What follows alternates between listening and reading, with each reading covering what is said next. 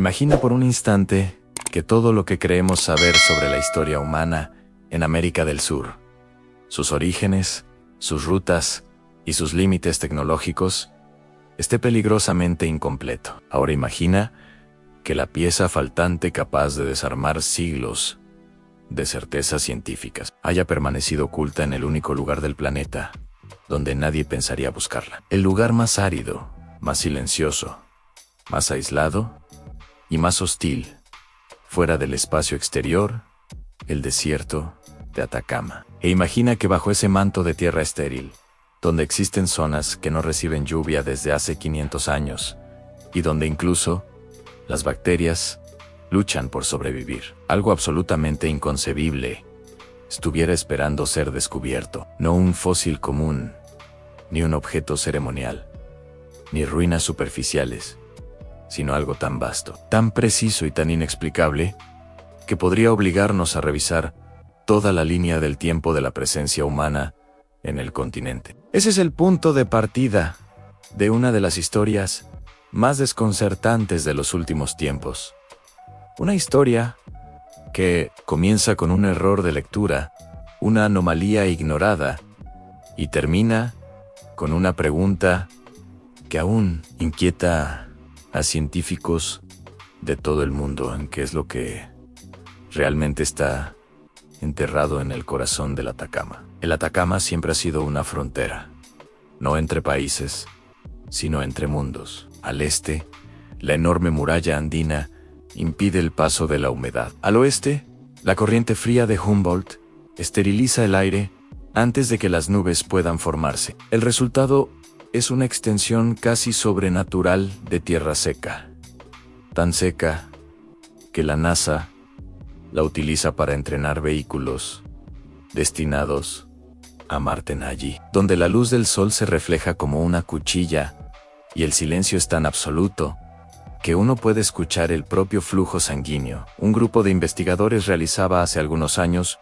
una misión rutinaria. El objetivo era sencillo en estudiar el subsuelo para comprender cómo ciertos compuestos químicos, especialmente los percloratos, se distribuyen a diferentes profundidades. La rutina duró poco. Los instrumentos calibrados cuidadosamente para ignorar interferencias comenzaron a registrar patrones inusuales bajo la arena. Al principio, los científicos atribuyeron la irregularidad al calor extremo. Sin embargo, aquella línea anómala que apareció en la primera lectura volvió a aparecer en la segunda y también en la tercera. Al cambiar el ángulo del escaneo, la misma forma se repetía.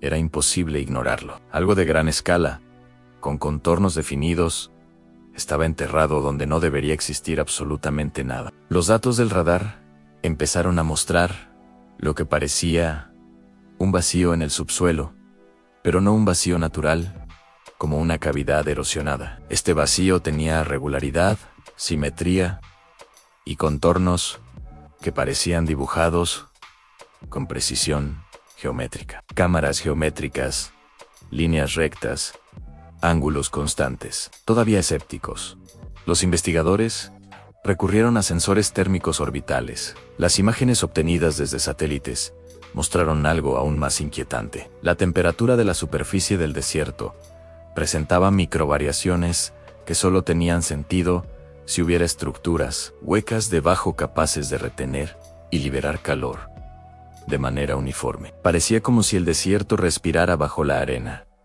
Equipos de geofísica fueron convocados. Si aquello era real, se encontraba a decenas o incluso cientos de metros de profundidad. Las ondas sísmicas emitidas para mapear la densidad del terreno devolvieron patrones tan nítidos que no parecían naturales. No había caos geológico, no había fracturas irregulares. Por el contrario, las señales volvían en intervalos constantes que sugerían paredes paralelas o corredores alineados. Nadie quería pronunciar la palabra construcción, pero la idea comenzaba a flotar en el ambiente. Los especialistas intentaron comparar esas lecturas con formaciones conocidas. Nada encajaba. No eran tubos volcánicos, no eran fallas tectónicas, no eran intrusiones magmáticas solidificadas. pero tampoco coincidían con ningún tipo de obra precolombina documentada. Las culturas andinas construyeron ciudades asombrosas, como Machu Picchu o Tiwanaku, pero todas en zonas habitables, con acceso a agua. El Atacama no ofrece nada de eso. Si alguien hubiera construido algo allí, y además, bajo tierra, la cultura responsable tendría que haber poseído una motivación y un conocimiento técnico que aún no entendemos. Mientras las discusiones avanzaban en laboratorios y conferencias, nuevos escaneos revelaron algo que aumentó el misterio. La estructura no parecía aislada, sino parte de una red. Había pasajes largos conectando cámaras distantes, extendiéndose por kilómetros. Algunos sensores incluso sugerían la existencia de niveles inferiores, como si el complejo tuviera varios pisos. Cuando drones comenzaron a mapear la superficie con precisión milimétrica, se descubrió que antiguas rutas indígenas convergían en la zona exacta donde la anomalía había sido detectada.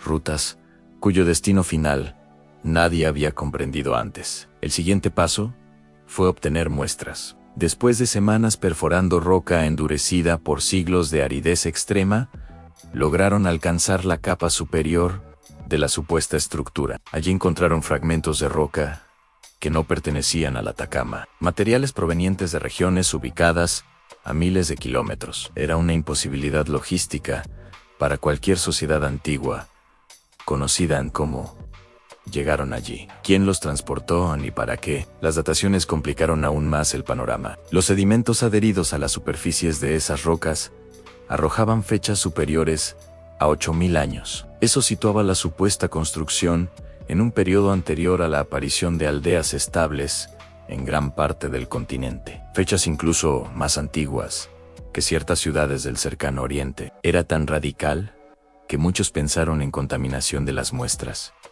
pero nuevas perforaciones confirmaron los mismos valores. Las perforaciones revelaron otra sorpresa. Cristales de sal cubrían algunas paredes internas, lo que indicaba que agua posiblemente salada había recorrido esos túneles en el pasado. Esto sugería un periodo climático diferente, un tiempo en el que el Atacama quizá no era el desierto extremo que conocemos. Y entonces llegó el hallazgo que hizo estallar la historia en grabados, marcas talladas en la piedra, patrones alineados con tal exactitud que era imposible atribuirlos al azar. Imágenes enviadas por microcámaras mostraban constelaciones, ciclos lunares, secuencias geométricas complejas. Una de las cámaras contenía una representación astronómica tan precisa que incluso los más escépticos tuvieron que admitir que aquello no era natural. Los grabados parecían registrar el cielo tal como era hace miles de años. Si un grupo humano había observado el firmamento con tal precisión y lo había tallado en un complejo subterráneo, la historia conocida necesitaba ser reexaminada. Los investigadores debatieron sin descanso. Un observatorio subterráneo, un refugio construido durante un periodo de sequías devastadoras y actividad volcánica intensa. Un centro ritual que vinculaba el mundo físico con el espiritual. Ninguna hipótesis explicaba todo de manera completa. Los pasillos parecían diseñados para amplificar ciertos sonidos. Los magnetómetros detectaron zonas con alteraciones magnéticas, lo que implicaba la presencia de metales enterrados. Algunas simulaciones mostraban que la temperatura interna podía regularse mediante conductos que aprovechaban las variaciones térmicas del desierto. Era demasiada ingeniería para un periodo tan remoto. Cuando los drones generaron el primer mapa tridimensional completo, los investigadores quedaron inmóviles frente a la pantalla. Lo que apareció no era una cueva natural, ni un conjunto de túneles improvisados. Era un sistema organizado, un diseño en una obra que exigía coordinación humana, planeamiento y propósito. Había una lógica en esos espacios, una lógica que nadie podía todavía interpretar. Y es aquí donde la historia deja de ser un simple misterio científico para convertirse en un desafío continental. Como un grupo humano de 8000 años atrás podría haber concebido y ejecutado una obra de esta magnitud, en uno de los ambientes más implacables de la Tierra. Cómo transportaron toneladas de material, cómo excavaron túneles largos y simétricos, cómo elaboraron representaciones celestes tan complejas y por qué ocultaron todo en un desierto donde prácticamente no existe vida. Algunos expertos creen que se trata de una formación natural extraordinaria. Otros piensan que es evidencia de una cultura adaptada a condiciones extremas que desapareció antes de ser registrada. Otros más afirman que apenas hemos visto la superficie del problema y que el complejo podría extenderse mucho más allá de lo que imaginamos. La verdad continúa enterrada bajo metros de arena y silencio. Un silencio tan profundo que parece más antiguo que la propia humanidad. Mientras los equipos se preparan para acceder a las capas más profundas del complejo, una sola pregunta sigue flotando en el aire helado del Atacama. ¿Qué es lo que todavía permanece oculto allí abajo? La respuesta, cuando finalmente llegue, podría no solo redefinir el pasado, sino transformar por completo lo que creemos posible.